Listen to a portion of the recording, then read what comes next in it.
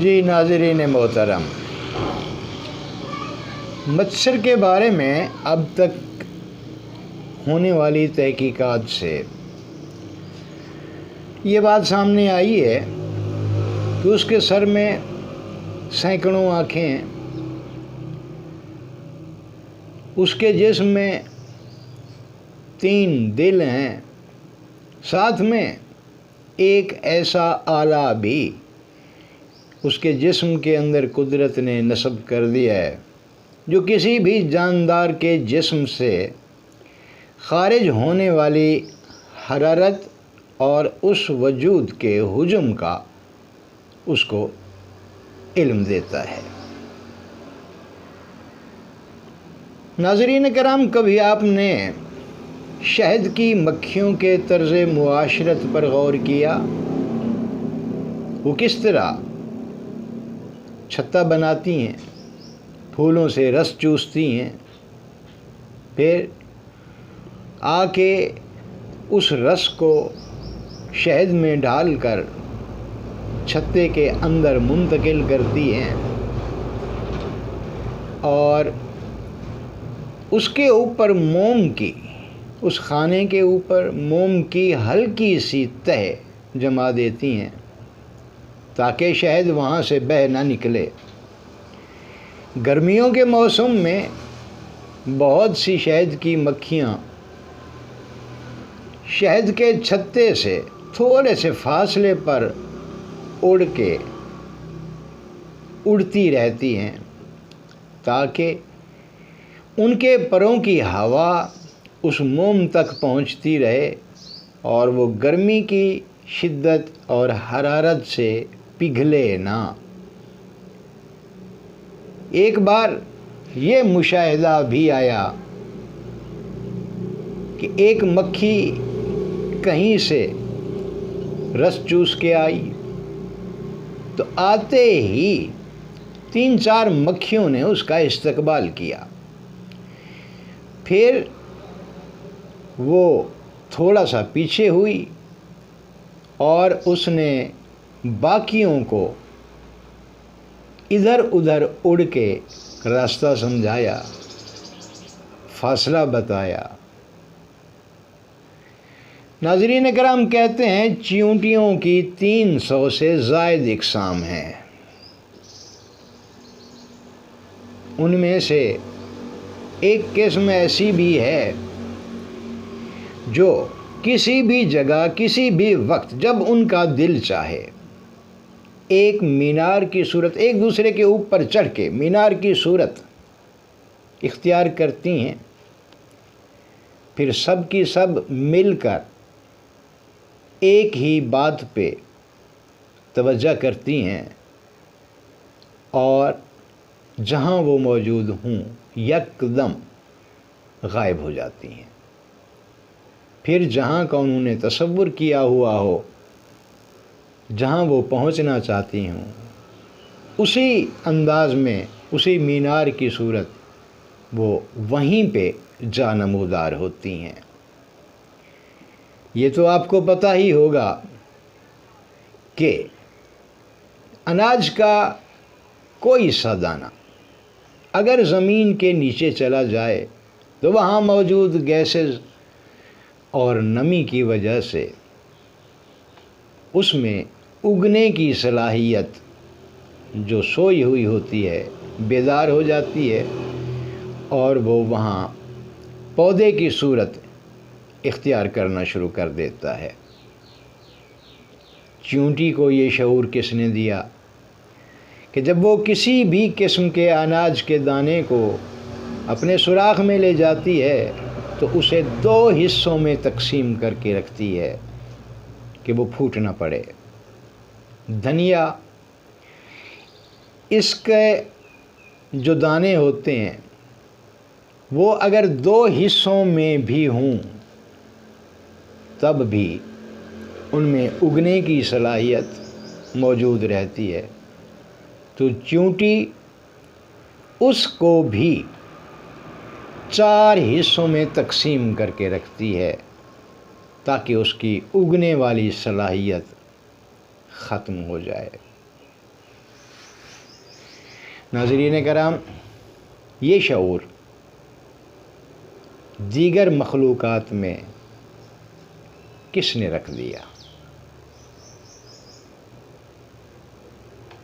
یہ باتیں ان کو کس نے سکھا دیں؟ آج تیسرا تذکرہ ہم جنات کا کریں گے۔ جن ہر قوم میں، ہر زبان میں اس کا تذکرہ ملتا ہے۔ کم و بیش اس کی 12-13 اقسام ہیں جنات کی، اور پھر قرآن پاک کے مطابق ان کی خاصیت، ان کی فطرت، طرز معاشرت، صلاحیتیں بھی مختلف ہیں۔ مثلا کسی کے بارے میں بتایا گیا کہ وہ شعلے سے پیدا کیے گئے، کہیں بتایا گیا کہ وہ شعلے کی لپٹ سے پیدا کیے گئے، اور کہیں یہ بتایا گیا کہ وہ دھوئیں سے پیدا ہوئے۔ تو یہ ان کی مختلف اقسام ہیں۔ 12-13 کے قریب ان کی اقسام ہیں، جن میں سے کچھ خاندان یا قبیلے، اور ہر قبیلے کا ان کا اپنا ایک سربراہ ہوتا ہے۔ یہ جتنے بھی سرکش ہوں، جتنے بھی طاقتور ہوں، جتنی بھی طاغوتی طاقتوں صلاحیتوں کے مالک ہوں، پھر بھی اپنے قبیلے کے امیر کی یا سربراہ کی اطاعت لازم کرتے ہیں۔ کچھ گھروں میں رہتے ہیں، کچھ کا قیام درختوں پر ہوتا ہے، کچھ پانی کے کنارے رہتے ہیں، کوئی قبیلہ جنگلوں میں رہائش اختیار کرتا ہے، کچھ صحراؤں میں، ویرانوں میں رہتے ہیں جنہیں غول بیابانی بھی کہا جاتا ہے، کچھ پہاڑوں میں رہتے ہیں۔ ان سب کا اپنا ایک طرز معاشرت ہے۔ یہ کھاتے پیتے بھی ہیں، پیدا ہوتے اور مرتے بھی ہیں، باقاعدہ ان کے ہاں شادیاں بھی ہوتی ہیں، ان کی خوراک بھی ہے مخصوص قسم کی۔ اکثریت ان میں سے شیطانی طاقتوں کی حامل ہوتی ہے۔ جو لوگ ان میں سے کلمہ پڑھ لیں، مسلمان ہو جائیں،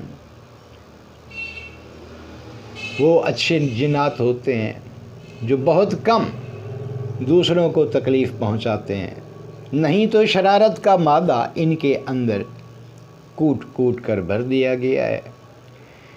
بعض اوقات یہ مذاق ہی مذاق میں انسان کو ڈراتے بھی ہیں۔ کہتے ہیں کہ یہ انسان کے اندر بھی سرایت کر جاتے ہیں۔ بعض اوقات ان کا قبضہ جسم کے کسی ایک عضو، ایک حصے پر ہوتا ہے، اور بعض اوقات یہ پورے جسم پر بھی قابض ہو جاتے ہیں۔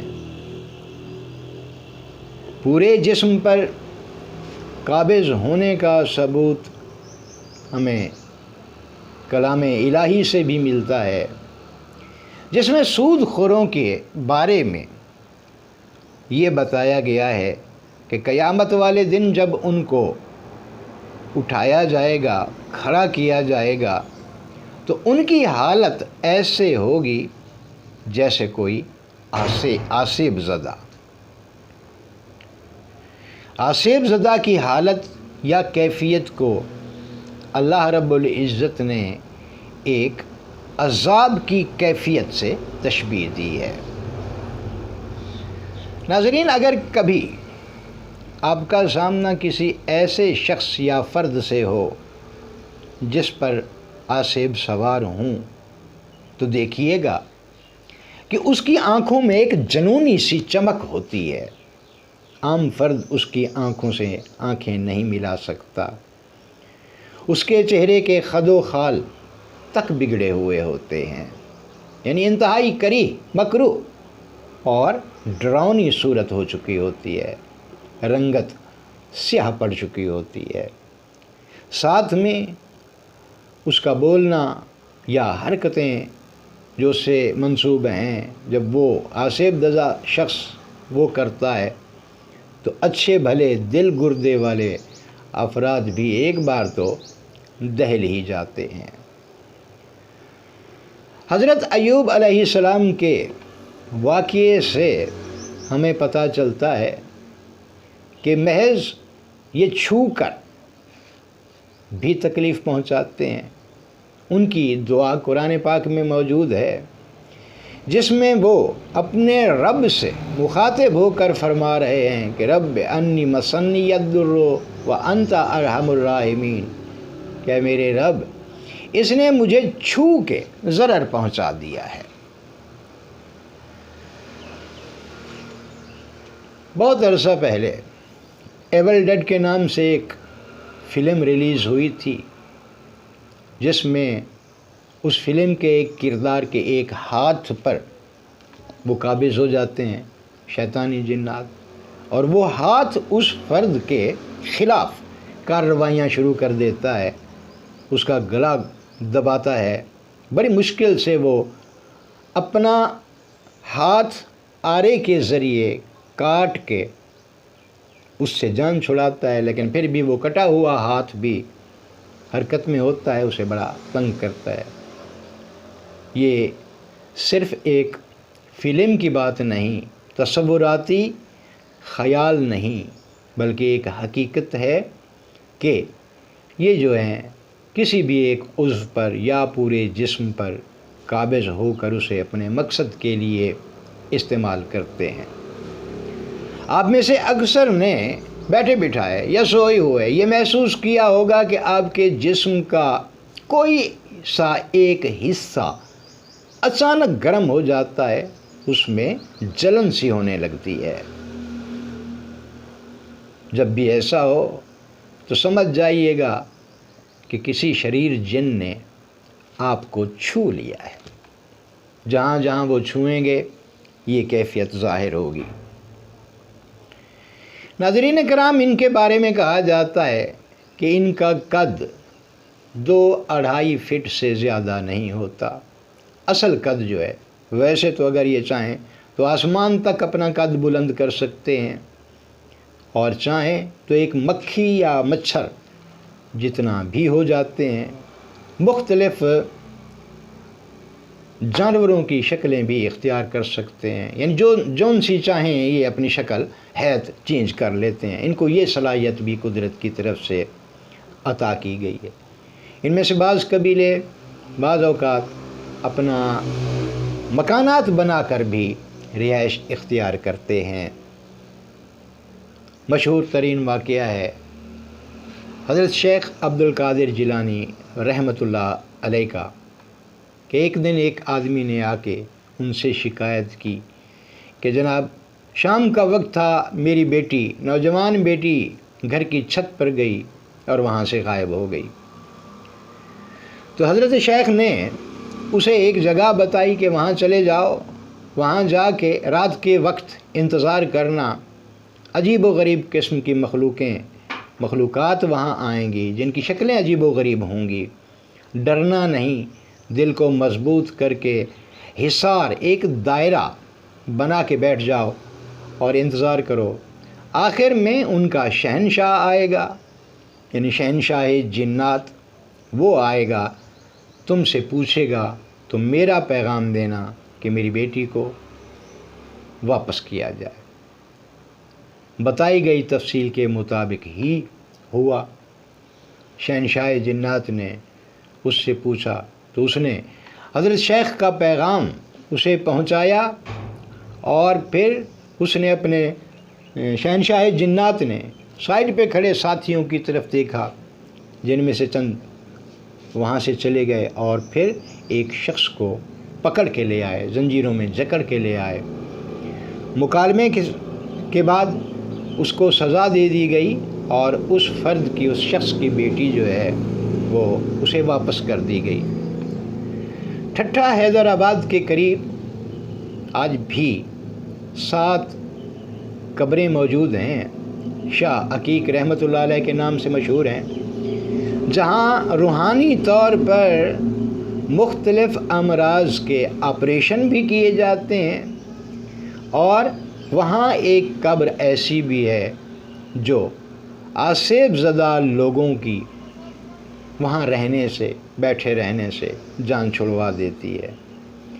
بھارت میں مرشد آباد میں ایک بزرگ ہوا کرتے تھے، جب بھی ان کے پاس کوئی آسیب زدہ فرد آتا تھا تو وہ حجرے کے اندر بیٹھے ہی بیٹھے فرماتے تھے کہ جا کے اسے میرا پیغام دو کہ اس آدمی کو چھوڑ دو، اور اگر نہ چھوڑے تو پھر آ کے مجھے بتاؤ۔